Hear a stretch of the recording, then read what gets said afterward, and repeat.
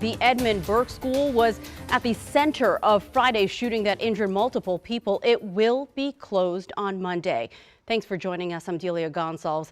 Let's take a look at a map, and that'll give you an idea of just how close the private school is to this shooting scene. Parents shared this letter stating that staff at the school will spend tomorrow assessing how to best move forward as a school and as a community. It was a chaotic scene on Friday afternoon. Parents spent hours waiting to be reunited with their children. Today, our Megan Rivers spoke with parents who are not only processing what happened, but are now wondering why guns seem to be so readily available. We live in the nation's capital, and there's no safe space in the city, none. From the looks of things on Sunday, you never know the Edmund Burke School was on lockdown for hours Friday, while a gunman held the Ness community hostage. Parents have been reluctant to speak on camera. One mother says the school has been excellent in their communication, and despite the tragedy, she feels her daughter is safe there. At one hand, it brings me a high level of anxiety, just being around the school and in the area, going through the carpool lane. But on the other hand, I feel, some level of comfort.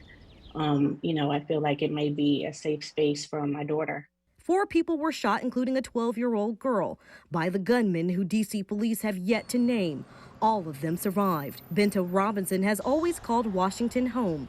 Though she has no school-aged children, she's disturbed her neighborhood seemed to be the target of such a violent attack. And it's just breaks my sense of safety and well-being. Alfredo Fort says he's been living in this community for a short time. Friday's shooting served as a reminder crime has no zip code. Frankly speaking, I never thought it was going to happen here, and not because, well, of course, it's a privileged area, let's admit it. Seemingly oblivious to the danger this area found itself in just a few days ago.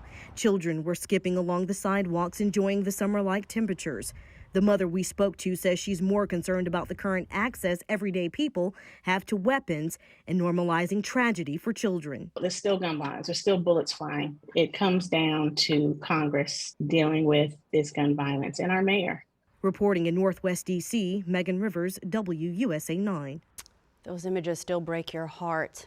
A traumatic event for those parents and those children. So here's what we know about the 4 people wounded Friday. D.C. Police Chief Robert Conti said a 54-year-old man was hurt in that shooting. It turns out he's a former officer. A woman in her 30s and another woman in her 60s who was grazed by a bullet. The youngest victim, we're told, is a 12-year-old girl. Thankfully, they're all expected to be okay.